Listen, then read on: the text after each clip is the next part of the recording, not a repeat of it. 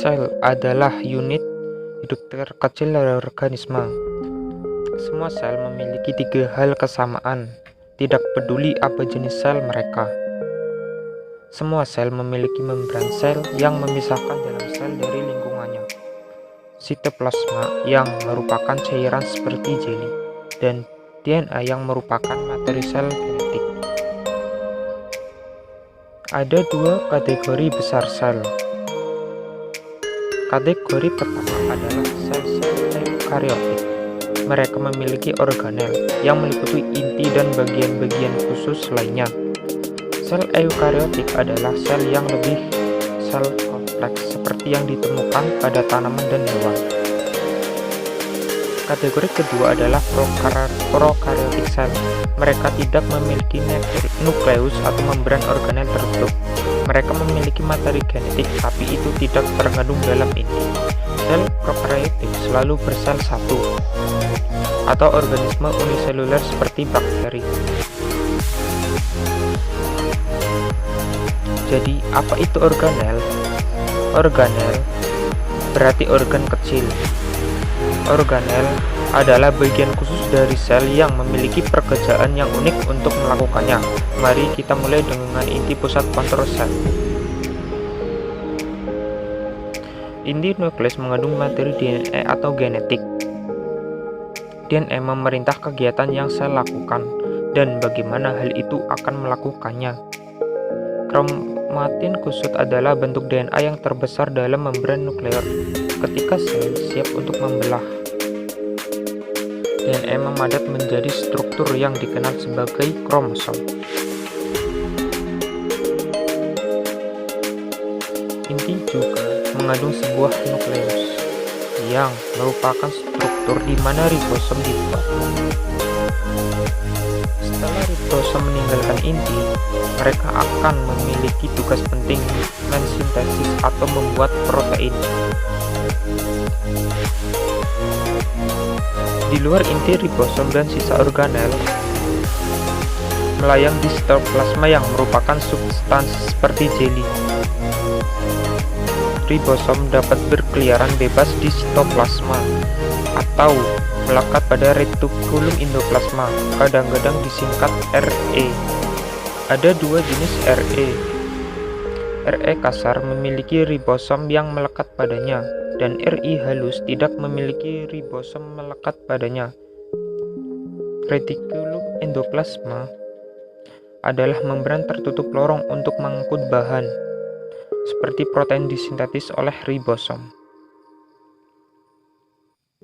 Protein dan bahan lainnya muncul dari retikulum endoplasma di vesikula kecil, di mana aparatus Golgi kadang-kadang disebut badan Golgi. Menerima mereka protein bergerak melalui badan Golgi, mereka diubah menjadi bentuk yang sel dapat digunakan. Badan Golgi ini melakukan melipat protein menjadi bentuk yang dapat atau menambah bahan lainnya pada mereka seperti lipid atau karbohidrat. Vakula adalah struktur seperti kantung yang menyimpan bahan yang berbeda. Di sini ditanam sel vakular sentral menyimpan air.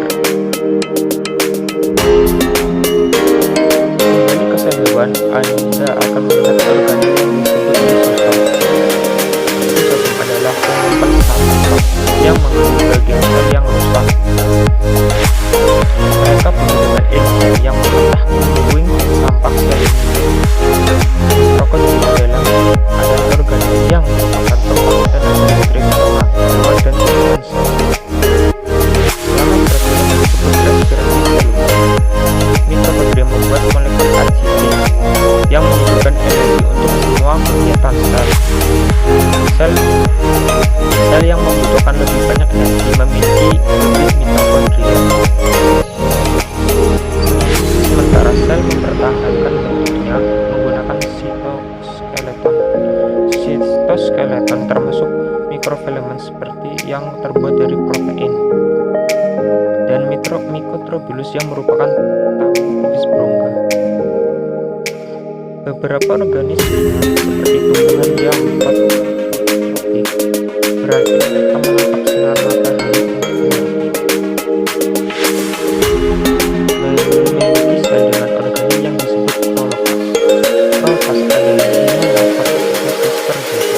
Ini karena genetik membentuk